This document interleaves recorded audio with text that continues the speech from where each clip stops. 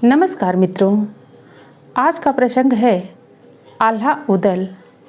मित्रों, ऐसे ज्ञानवर्धक प्रसंग हम हमेशा आपके लिए लाते रहेंगे। बस आप हमारे चैनल को अवश्य सब्सक्राइब कर देना और वीडियो को लाइक कर देना। भारत भूमि का गौरवशाली अतीत रहा है। उत्कट राष्ट्र प्रेम हमारे देश के वीर सपूतों का आभूषण रहा है। मातृभूमि की रक्षा के लिए भारत वीरों ने आत्म बलिदान को ही अपना मूल मंत्र माना था। हमारे देश की धरती पर समय समय पर वीरों ने जन्म लिया, जिन्होंने अपनी वीरता, शौर्य, पराक्रम एवं साहस से भारत को ही नहीं वरन विश्व को भी प्रभावित किया है। वीरों की परंपरा में बुंदेलखंड क्षेत्र की वीर भूमि पर दो महान पराक्रमी एवं साहसी वीरों ने जन्म लिया, जिन्हें हम आल्हा और उदल के नाम से जानते हैं। वास्तव में इन दोनों महावीरों का चरित्र वीरत्व की मनोरम गाथा है, जिसमें उत्साह और गौरव की मर्यादा का जीवंत रूप दृष्टिगोचर होता है।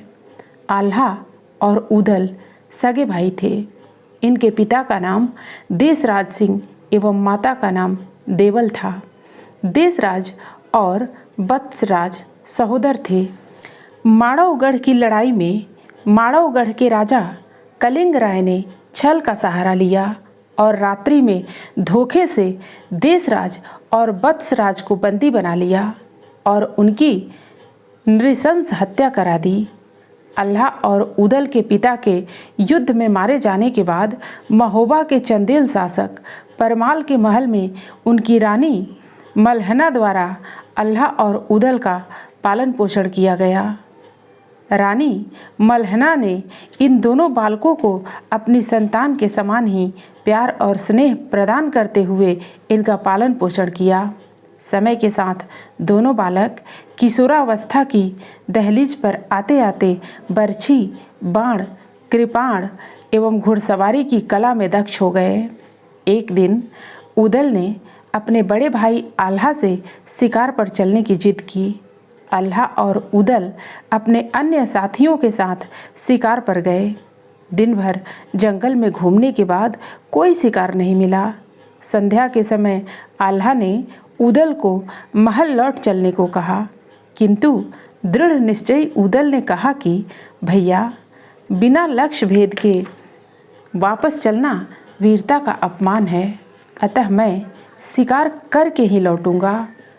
आल्हा लौट आए, किंतु उदल ने अपने घोड़े को आगे बढ़ाया और शिकार की खोज में उरई राज्य की सीमा में प्रविष्ट हो गए। उरई के वन क्षेत्र में उदल ने एक हिरन का शिकार किया। उरई राज्य के वन रक्षक के प्रतिरोध करने पर वीर उदल ने उसे कोड़े से मारा और कहा कि उस हिरन का शिकार मैंने किया है, मुझे उसे ले जाने से कोई नहीं रोक सकता। वन रक्षक ने उदल के इस कृत्य को धृष्टता मानते हुए अपने राजा माहिल परिहार को सूचित किया। राजा माहिल ने शिकारी उदल को दंड देने के लिए अपने पुत्र अभय सिंह को भेजा।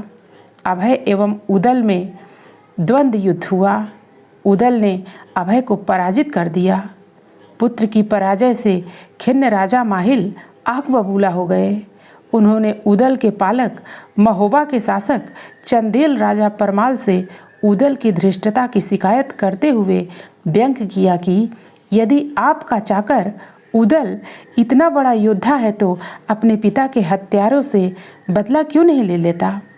संजोगवश इसी समय उदल दरबार में आ गए और पिता की हत्या की बात उनके कानों को भेद गई।